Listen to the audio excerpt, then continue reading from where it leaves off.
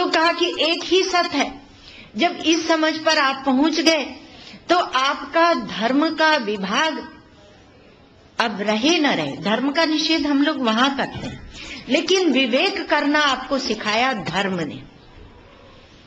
एक और सावधानी है, धर्म में आपने विवेक किया, धर्म और अधर्म, उचित और अनुचित, न्याय और अन्याय, इसका आपने विवेक किया धर्म में। सावधानी यहां क्या है कि आप मनमानी विवेक नहीं करना।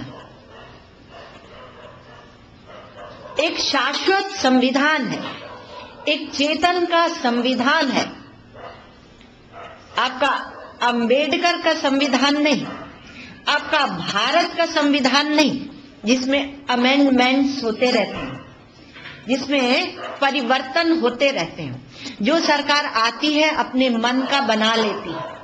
आप कभी कभी हाथ मलते हुए देखते पछताते रह जाते हैं, लेकिन आप कुछ नहीं कर सकते।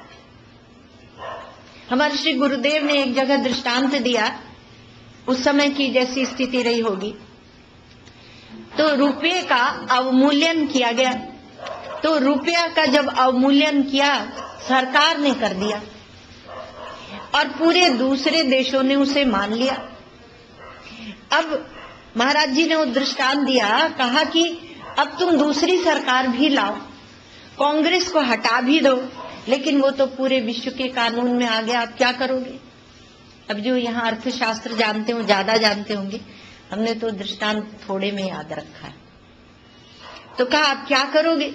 तो ऐसा जो हो जाता है जिसमें आप कुछ कर नहीं सकते, उसके लिए क्या करोगे? वो तब आपको ईश्वर के ऊपर छोड़ना पड़ता है। क्या करेंगे? आपको राष्ट्र प्रेम है तो आप सोचेंगे, किंतु आप कर कुछ नहीं सकते, क्योंकि अब तो वो अवमूल्यन चला गया, अमेरिका इंग्लैंड सब जगह चला गया। आप कैसे परिवर्तन करेंगे? तो इस प्रकार से जो संविधान होता है, उस संविधान की बात हम लोग नहीं करते।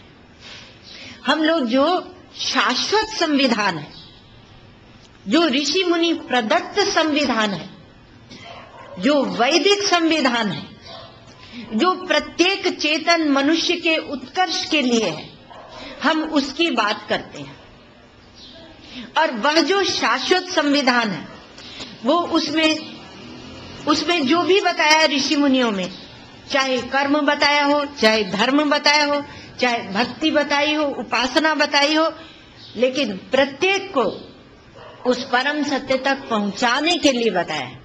यदि आप मनमानी भक्ति करेंगे तो फंसेंगे, यदि आप मनमानी कर्म कांड करेंगे फंसेंगे, लेकिन यदि आप शास्त्रीय विधान के अनुसार करेंगे, आप ऋषि प्रदत्त मुनि प्रदत्त वाणी के अनुसार करेंगे, तो आप संकीर्ण नहीं होंगे, आप फंसेंगे नहीं, क्योंकि आपका वहां मन मुख्य नहीं है, आपकी बुद्धि में आज्ञा मुख्य है, आज्ञा पालन सर्वोपरि है।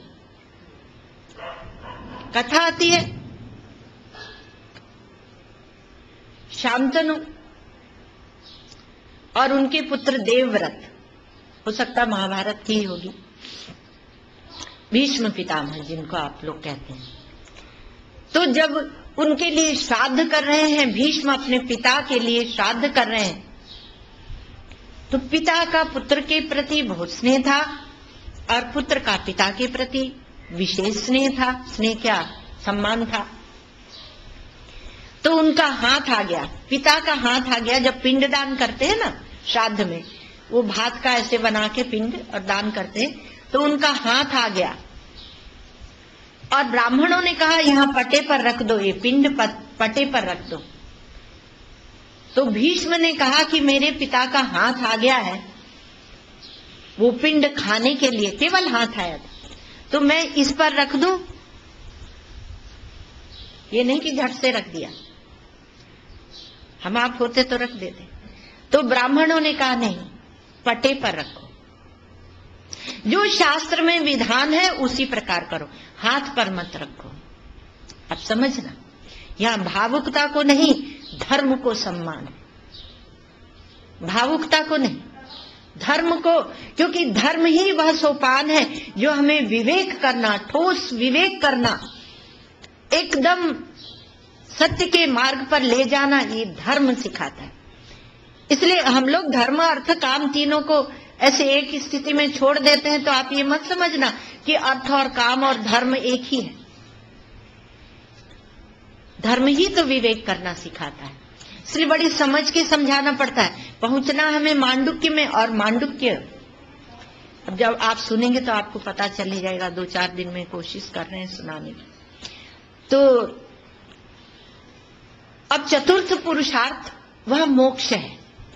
तो यह जो मोक्ष पुरुषार्थ है, यह कहां बैठता है? धर्म पुरुषार्थ आपको सुनाया बुद्धि में बैठता है, और बुद्धि को सूक्ष्म करता है, बुद्धि को पवित्र करता है, बुद्धि को विवेक करना सिखाता है, क्योंकि वही बुद्धि मोक्ष में आपको ले जाएगी। क्योंकि इंस्ट्रूमेंट आपके पास, औजार, कारण केवल बुद्धि ही है। अब चाहे मन को बुद्धि के साथ जोड़ो या बुद्धि को मन के साथ जोड़ो, ये आपकी इच्छा है।